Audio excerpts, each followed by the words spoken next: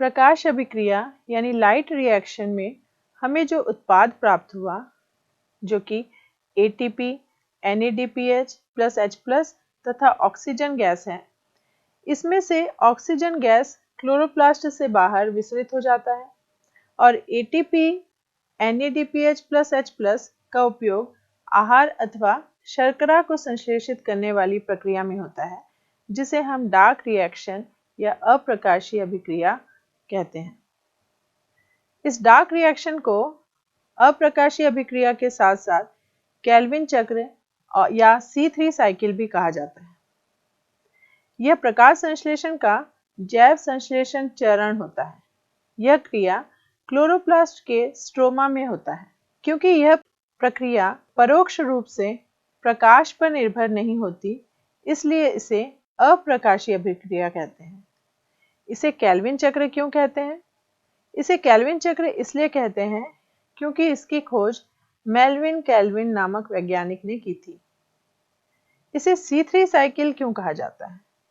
तो इसका उत्तर यह है कि इस प्रक्रिया में कार्बन डाइऑक्साइड का स्थिरीकरण यानी फिक्सेशन किया जाता है और जो पहला उत्पाद बनता है यानी पहला स्थायी उत्पाद जो बनता है वह 3 कार्बन वाला कार्बनिक अम्ल होता है, जिसका नाम है 3-फॉस्फोग्लिसरिक अम्ल।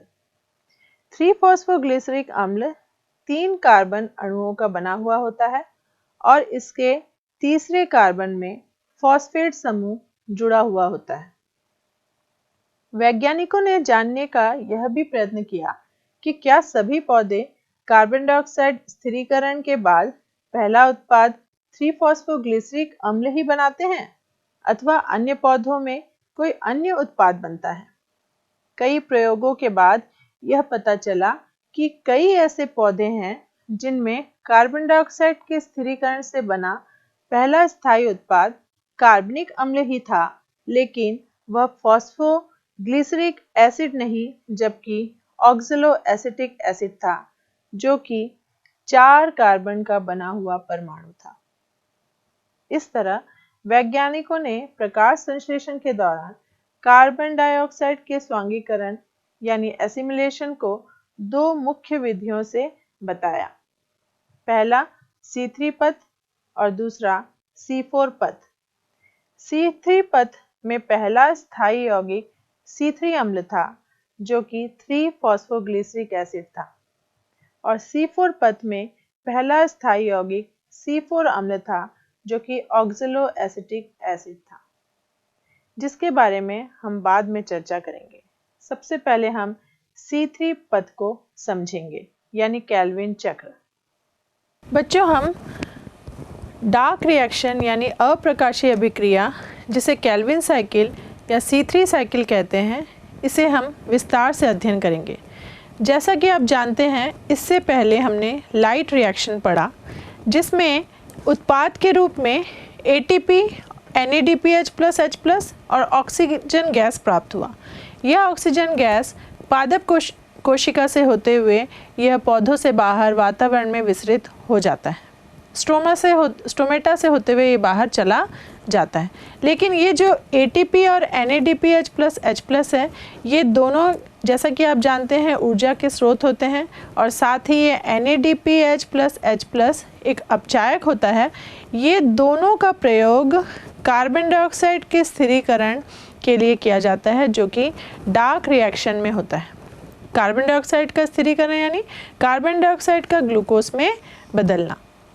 ये पूरी प्रक्रिया डार्क रिएक्शन के अंतर्गत आती है, जिसमें ATP और NADPH प्लस H+ का प्रयोग किया जाता है और ये पूरी प्रक्रिया क्लोरोप्लास्ट के स्ट्रोमा में होती है।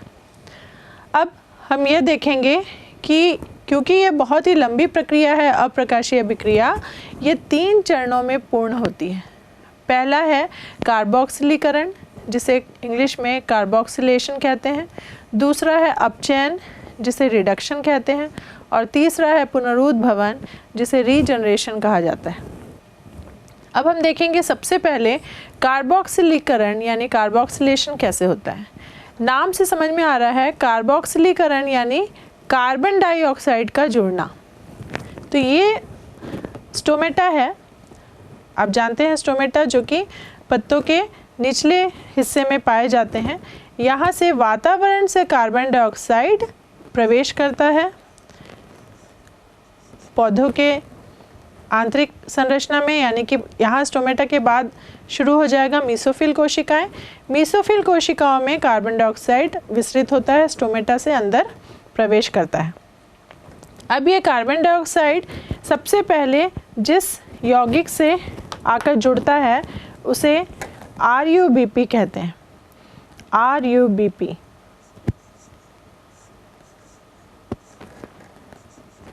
RUBP का पूरा नाम है रूबिलोस बिसफॉस्फेट। यहाँ मैं इसे पूरा लिखूँगी ताकि आपको पूरा क्लियर हो। RUBP का अर्थ होता है रूबिलोस बिसफॉस्फेट।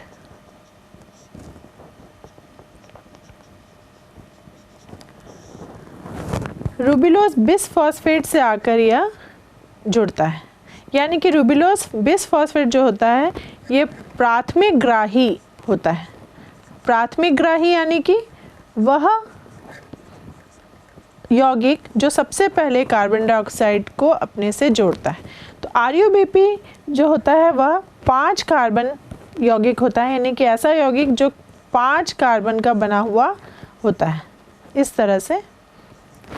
और रूबिलोस बिसफॉस्फेट यानी कि रूबिलोस 1,5 बिसफॉस्फेट इसे कहते हैं, रूबिलोस 1,5 बिसफॉस्फेट। अब ये 1,5 बिसफॉस्फेट ये होता है कि बिस का मतलब होता है 2 यानी कि 2 फॉस्फेट के अणु। यहाँ पर 2 फॉस्फेट के अणु कार्बन के पहला कार्बन में आके जुड़ते हैं और 5वें कार्बन में आकर जुड़ते हैं, इसीलिए इसे रूबिलोस बिसफॉस्फेट कहा जाता है। तो ये प्राथमिक ग्राही होता है जिससे आकर कार्बन डाइऑक्साइड आकर जुड़ता है और इससे जो पहला उत्पाद, स्थायी उत्पाद प्राप्त होता है उसे फॉस्फोग्लिसरिक एसिड कहते हैं, PGA, 3PGA। यहाँ 3PGA को मैं यहाँ लिख रही हूँ, 3 फॉस्फोग्लिसरिक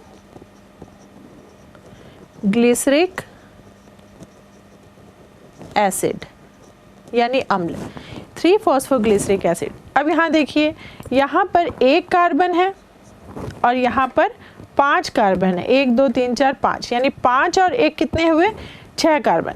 तो यहाँ पर जो भी उत्पाद बनेगा उसमें 6 कार्बन होने चाहिए, लेकिन 3 फॉस्फोग्लिसरिक एसिड जो है वह 3 कार्बन का बना हुआ यौगिक होता है, यानी कि इसमें इस तरीके से 3 कार्बन होते हैं। तो यदि 3 कार्बन है और यहाँ 3PGA लिखा है, यानी कि तीसरे कार्बन में फॉस्फेट के अणु जुड़े हुए होते हैं। तो ये 3PGA के, क्योंकि ये 3 कार्बन यौगिक है और यहाँ पर कुल मिला के 6 कार्बन है, तो यहाँ पर 2 अणु बनेंगे फॉस्फोग्लिसरिक एसिड के। यहाँ पर देखिए, जब कार्बन डाइऑक्साइड RUBP से जुड़ता है यानी इससे अभिक्रिया करता है, तो एक एंजाइम है जिसकी उपस्थिति में अभिक्रिया होती है और उस एंजाइम का नाम है रूबिस्को। अब ये रूबिस्को एंजाइम बहुत ही महत्वपूर्ण है, क्योंकि यह एंजाइम की वजह से ये कार्बन डाइऑक्साइड आकर इस RUBP से अभिक्रिया करता है। अब ये रूबिस्को एंजाइम का पूर्ण नाम क्या है? रूबिस्को का पूरा नाम है रूबिलोस बिसफॉस्फेट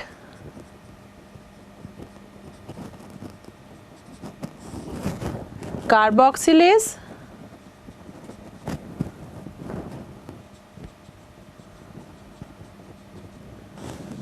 ऑक्सीजनेस। इस तरह हम देखेंगे कि इस रूबिस्को जो एंजाइम है इसमें कार्बोक्सिलेज भी है और ऑक्सीजनेस भी है। इसका मतलब यह है, ये एक ऐसा एंजाइम है, मान लीजिए ये एंजाइम है, इसका चित्र मैं इस तरह से बना रही हूँ। तो ये जो एंजाइम है इसका ये मान लो सक्रिय स्थल है, तो इस सक्रिय स्थल में कार्बन डाइऑक्साइड भी आकर जुड़ सकता है और ये इसमें ऑक्सीजन भी आकर जुड़ सकता है। यानी रुबिस्को एंजाइम एक ऐसा एंजाइम होता है जिसके सक्रिय स्थल पे कार्बन डाइऑक्साइड भी आकर बंध बना सकता है और ऑक्सीजन भी आकर बंध बना सकता है। यानी यहाँ पर जब कार्बन डाइऑक्साइड आके बंध बना रहा है तो साथ ही यदि यहाँ पर ऑक्सीजन है तो वो भी आकर इसमें बंध बना सकता है, बशर्ते इन दोनों के बीच का जो सापेक्षिक सांद्रता है उसमें अंतर होना चाहिए। यदि ऑक्सीजन की सांद्रता ज़्यादा है तो ऑक्सीजन आकर जुड़ जाएगा, और यदि कार्बन डाइऑक्साइड की सांद्रता ज़्यादा है तो कार्बन डाइऑक्साइड आकर जुड़ जाएगा। यदि ऐसा होता है कि कार्बन डाइऑक्साइड नहीं जुड़ पाता और ऑक्सीजन आकर जुड़ जाता है तो यहाँ पर C3 साइकिल नहीं बल्कि एक और नया साइकिल यहाँ शुरू हो जाता है जिसे C2 साइकिल यानी C2 चक्र कहा जाता है। C2 चक्र, C2 साइकिल, इसे प्रकाश श्वसन भी कहते हैं। प्रकाश श्वसन, प्रकाश श्वसन को अंग्रेजी में फोटो रेस्पिरेशन कहा जाता है। फोटो रेस्पिरेशन, क्योंकि नाम से पता चल रहा है C2 चक्र है, यानी कि यहाँ पर जो यौगिक बनता है कार्बन डाइऑक्साइड आकर जब जुड़ता है इसमें, और जो नया जो स्थायी यौगिक बनता है यहाँ पर PGA बन रहा है, फॉस्फोग्लिसरिक एसिड, जबकि यहाँ पर बनता है फॉस्फोग्लाइकोलेट। फॉस्फोग्लाइकोलेट ये यहाँ पर बनना शुरू हो जाता है, और फॉस्फोग्लाइकोलेट के साथ यहाँ पर कार्बन डाइऑक्साइड भी बहुत मात्रा में मुक्त होता है, इसीलिए इसे प्रकाश श्वसन कहते हैं। और इसकी वजह से ये फॉस्फोग्लाइकोड बाद में जाके शर्करा का निर्माण नहीं करता। शर्करा का निर्माण नहीं होने की वजह से और नहीं होने की वजह से ये जो C2 चक्र है और ये जो प्रकाश जिसे हम प्रकाश श्वसन कहते हैं, यह पूरी प्रक्रिया को निरर्थक बना देता है। इसलिए हम निरर्थक कह रहे हैं क्योंकि बड़े मुश्किल से लाइट रिएक्शन में हमें ATP NADPH उत्पाद प्राप्त हुआ, तो ये सारे ऊर्जा स्रोत का उपयोग यहाँ शर्करा निर्माण में नहीं होता, जबकि यह निरर्थक कार्बन डाइऑक्साइड बनता जाता है और ये पूरा चक्र जो है वो पूरा बेकार हो जाता है। यानी पौधे को वृद्धि के लिए जो चाहिए शर्करा चाहिए वह उसे प्राप्त नहीं होता। तो इस तरह यहाँ पर रुबिस्को एंजाइम जो होता है वह बहुत ही इम्पॉर्टेंट है, क्योंकि यहाँ पर कार्बन डाइऑक्साइड की सांद्रता और ऑक्सीजन की सांद्रता बहुत ज़रूरी है। यदि ऑक्सीजन की सांद्रता ज़्यादा हो गई तो ये पूरा बेकार हो जाएगा ये साइकिल, क्योंकि C2 चक्र हो जाएगा जिसे हम प्रकाश श्वसन कहते हैं। तो लेकिन यदि कार्बन डाइऑक्साइड की सांद्रता ज़्यादा है तो यह C3 पथ शुरू हो जाता है, जिसे हम अभी देखेंगे। अब हम फिर से C3 पथ में आते हैं यहाँ पर, जो कि रुबिस्को एंजाइम के उपस्थिति में कार्बन डाइऑक्साइड आकर RuBP से जुड़ गया। अब ये जो RuBP है प्राथमिक ग्राही है, जैसे मैंने बताया ये कार्बन डाइऑक्साइड से जुड़कर यानी इससे अभिक्रिया करके 3PGA यानी कि 3 फॉस्फोग्लिसरिक अम्ल बनाता है, जो कि 3 कार्बन वाला यौगिक होता है। इसके 2 अणु बनते हैं, क्योंकि ये 3 कार्बन का यौगिक है तो इसके 2 अणु बनेंगे, यानी कि 6 अणु, कार्बन के 6 अणु। अब ये 3 फॉस्फोग्लिसरिक अम्ल में जो लाइट रिएक्शन में ATP प्राप्त हुआ था, यहाँ पर इस ATP का उपयोग होता है। यहाँ ATP खर्च हो जाता है, यानी ये ATP जो है ये ADP प्लस इनऑर्गेनिक फॉस्फेट देता है। क्योंकि यहाँ पर 2 अणु हैं फॉस्फोग्लिसरिक अम्ल के, तो यहाँ पर 2 अणु ATP के उपयोग होते हैं, जिससे 2 अणु ADP के बनते हैं और 2 अणु इनऑर्गेनिक फॉस्फेट के बनते हैं। ये 2 अणु इनऑर्गेनिक फॉस्फेट के इस 3PGA से जुड़ जाते हैं, यानी 3 फॉस्फोग्लिसरिक एसिड से आकर जुड़ जाते हैं, जिससे आगे बनता है 1,3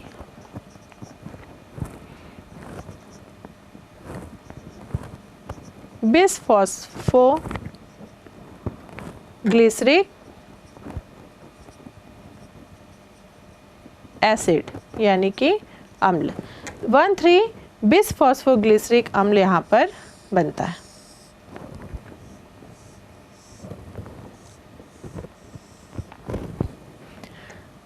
यहाँ से यहाँ तक की प्रक्रिया, जो यहाँ से कार्बन डाइऑक्साइड जुड़ा RuBP से और 3PGA बना, यह पहला चरण है जिसे कार्बोक्सिलीकरण कहते हैं। ये पहला चरण है और इसे हम कार्बोक्सिलीकरण कहते हैं। इसके बाद यहाँ पर हमने देखा कि 2 इनऑर्गेनिक फॉस्फेट आकर 3PGA से जुड़ गए। क्योंकि यहाँ पर 3PGA के 2 अणु हैं तो प्रत्येक इनऑर्गेनिक फॉस्फेट एक एक अणु 3PGA से जुड़ेंगे, जिससे 1,3 बिस फॉस्फोग्लिसरिक एसिड बनेगा। यह भी 3 कार्बन यौगिक है। 3 कार्बन यौगिक यानी यहाँ पर 3 कार्बन ही होंगे, लेकिन बिस फॉस्फेट यानी कि एक यौगिक में 2 अणु फॉस्फेट के होंगे। पहले 1 और 3 मतलब पहले कार्बन में एक फॉस्फेट का अणु और तीसरे कार्बन में एक फॉस्फेट का अणु। इस तरह ये बनेंगे 1,3 बिस फॉस्फोग्लिसरिक एसिड। इसके भी यहाँ पर कितने अणु हैं? 2 अणु। इसके बाद जो 1,3 बिस फॉस्फोग्लिसरिक एसिड है उसका अपचयन होगा। अपचयन जैसे आप जानते हैं लाइट रिएक्शन में हमें अपचायक प्राप्त हुआ NADPH प्लस H+। इसका प्रयोग यहाँ पर अपचयन में होगा। यहाँ पर NADPH 2 अणु NADPH प्लस H+ के 2 अणु NADP के देंगे और ये जो H+ है ये आकर इस 1,3 बिस फॉस्फोग्लिसरिक एसिड के 2 अणुओं को अपचयित कर देंगे। आप हमेशा याद रखिए जब भी अम्ल यानी एसिड अपचयित होते हैं तो एल्डिहाइड में परिवर्तित हो जाते हैं। तो एल्डिहाइड में परिवर्तित हो जाएंगे तो और साथ ही यहाँ पर एक और चीज़ होगा, यहाँ पर जो इनऑर्गेनिक फॉस्फेट है हर एक अणु से प्रत्येक अणु से एक इनऑर्गेनिक फॉस्फेट, दूसरे अणु से दूसरा इनऑर्गेनिक फॉस्फेट यानी 2 इनऑर्गेनिक फॉस्फेट के अणु भी इसमें से निकल जाएंगे। तो यहाँ पर जो उत्पाद प्राप्त होगा वह है 3-फॉस्फोग्लिसरैल्डिहाइड 3-फॉस्फोग्लिसरैल्डिहाइड यहाँ पर प्राप्त होगा। 3-फॉस्फोग्लिसरैल्डिहाइड के 2 अणु यहाँ पर प्राप्त होंगे और यह भी कैसा का अणु है? यौगिक है 3 कार्बन वाला यौगिक, यानी इस तरह ये 3 कार्बन वाला यौगिक है। अब इसमें 2 फॉस्फेट नहीं रहे क्योंकि हर एक प्रत्येक अणु में से एक एक फॉस्फेट इनऑर्गेनिक फॉस्फेट निकल गए, तो अब यहाँ पर तीसरे कार्बन में सिर्फ एक फॉस्फेट जुड़ा हुआ होता है। तो ये होता है इसके 2 अणु हैं तो 2 फॉस्फेट यहाँ पर 3-फॉस्फोग्लिसरैल्डिहाइड में होंगे, प्रत्येक अणु में एक एक फॉस्फेट। तो यहाँ पर 2 अणु हैं तो 3 कार्बन यदि एक यौगिक में है तो 2 अणु में कितने कार्बन होंगे? कुल मिलाकर 6 कार्बन होंगे। यहाँ पर 6 कार्बन होंगे। यहाँ से लेकर 3PGA से लेकर 3-फॉस्फोग्लिसरैल्डिहाइड बनने की जो प्रक्रिया है इसे दूसरा चरण कहते हैं, यानी कि अपचयन, क्योंकि यहाँ अपचयन हो रहा है 1,3 बिस फॉस्फोग्लिसरिक एसिड का 3-फॉस्फोग्लिसरैल्डिहाइड में, तो ये होता है दूसरा चरण यहाँ से लेकर यहाँ तक। इसके बाद 3-फॉस्फोग्लिसरैल्डिहाइड जैसे मैंने बताया इसके 2 अणु हैं और एक अणु जो है वह 3 कार्बन है, तो 2 अणुओं में कुल मिलाकर 6 कार्बन होंगे। अब इस 6 कार्बन में से एक कार्बन ग्लूकोज के निर्माण के लिए चला जाएगा, ग्लूकोज के निर्माण के, और जो 5 कार्बन है वह चले जाएंगे फिर से RUBP के निर्माण में। 5 कार्बन यहाँ चले जाएंगे क्योंकि RUBP में कितने कार्बन हैं? 5 कार्बन है। तो रूबिलोज बिस फॉस्फेट में 5 कार्बन का यह यौगिक है, इसलिए यहाँ से 3-फॉस्फोग्लिसरैल्डिहाइड के 2 अणुओं में से 5 कार्बन इसको बनाने के लिए इस तरफ चले जाएंगे और बच जाएगा 1 कार्बन जो कि ग्लूकोज का निर्माण करेंगे। अब आप ये सोच रहे होंगे ग्लूकोज का सूत्र तो C6H12O6 है, तो यहाँ पर C6H12O6 में कार्बन में 6 कार्बन है लेकिन यहाँ पर 1 कार्बन है, तो कैसे ग्लूकोज बनेगा?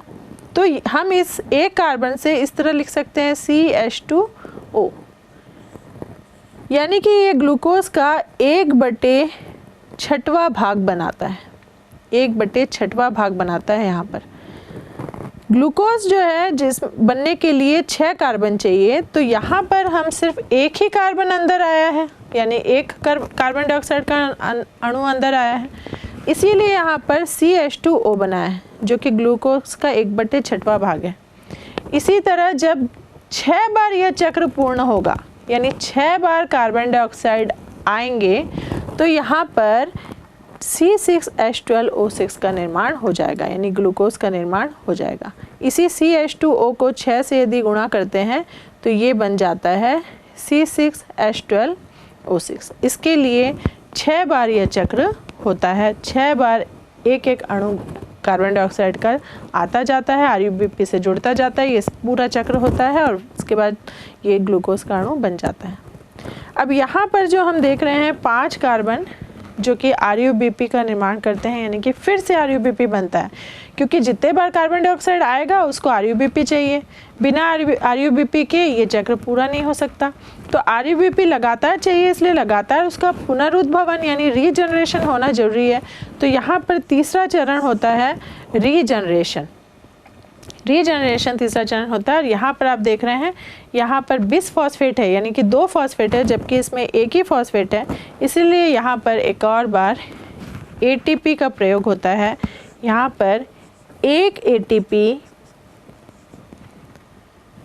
एक ADP प्लस एक इनऑर्गेनिक फॉस्फेट में विघटित होता है, टूटता है, यहाँ से ADP बनता है और एक इनऑर्गेनिक फॉस्फेट इससे आकर जुड़ जाता है, यहाँ ऊर्जा प्राप्ति से हो जाती है। इस तरह यहाँ से ये फिर से RUBP यानी रूबिलोज बिसफॉस्फेट का निर्माण होता है और ये चक्र लगातार चलता जाता है जब तक कि ग्लूकोज का एक अणु न बन जाए। आपने ऐसे भी आप जानते हैं, जब हम समीकरण देखे थे रासायनिक समीकरण प्रकाश संश्लेषण का, तो उसमें हमने देखा था कि 6 कार्बन डाइऑक्साइड के अणु 12 जल के अणु के साथ क्रिया करते हैं प्रकाश और क्लोरोफिल की उपस्थिति में और बनाते हैं एक अणु C6H12O6 के। तो ये जो एक अणु C6H12 के बनते हैं वह उसके लिए 6 अणु कार्बन डाइऑक्साइड के लगते हैं। यहाँ पर हमने सिर्फ एक कार्बन डाइऑक्साइड का अणु लिया है जो कि CH2O यानी कि ग्लूकोज का 1/6वां भाग बनाएगा। अब यदि हम इसको पूरा को हम एक चार्ट में करके देखें तो ये केल्विन चक्र में यदि एक चक्र की हम बात करते